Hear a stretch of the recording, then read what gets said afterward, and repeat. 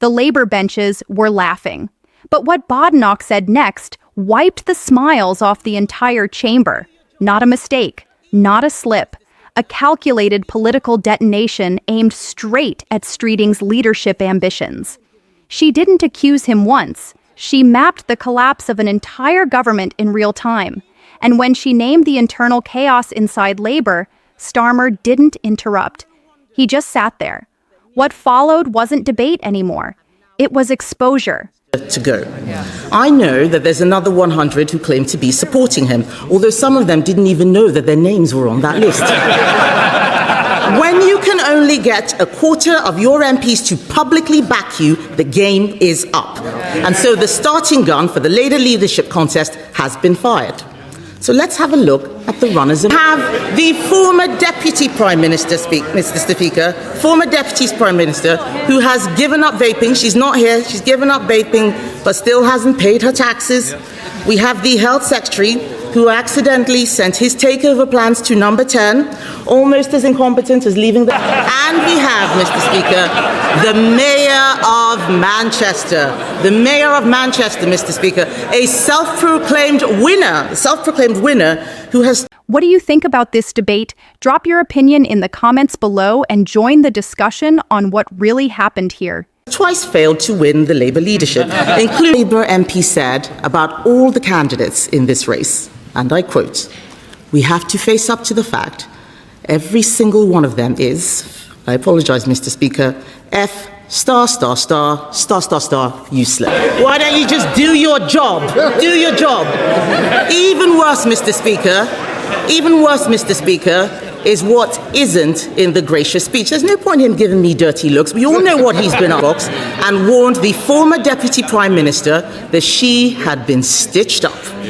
That the 1.5 million new homes Labour promised had been hung like a millstone around her neck. I knew that they wouldn't be able to meet that target because they didn't understand why more houses weren't being built. Sure enough, they are already more than a third down on their target and well behind what we did. That did for the former Deputy Prime Minister, it took just one flat in Brighton to bring her down. That is so obvious. I know they don't want to hear it, Mr. Speaker, but this, I know they don't want to hear it. Look at them. They are so arrogant. They want to lead our country. They can't even lead a coup. Number 10 is not an award for being in a game show. This is not Strictly Come Dancing, and despite appearances, it's not traitors either.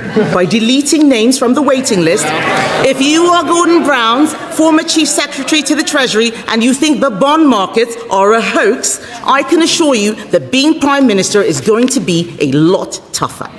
Too many have failed because they thought winning an election or a leadership contest was the success. It is not. The work doesn't end when you get the job. That's when it starts. It is absolutely preposterous that the government is here laying out a programme as its ministers are resigning and a large proportion of the party is saying that the Prime Minister needs to go. The whole thing is totally illogical. Either Labour MPs agree with this agenda, in which case, why are they trying to get rid of the Prime Minister, or they don't agree with this agenda, in which case, what on earth are we all doing here? This wasn't just a routine exchange at the dispatch box. This was Badenoch turning a political debate into a full-blown leadership autopsy in real time. From the very beginning, she sets the tone that something is fundamentally wrong inside Labour. Not just disagreement, not just policy tension, but a government that has lost focus, discipline, and control. The moment she targets the health secretary as distracted, it's already framed as incompetence, not coincidence.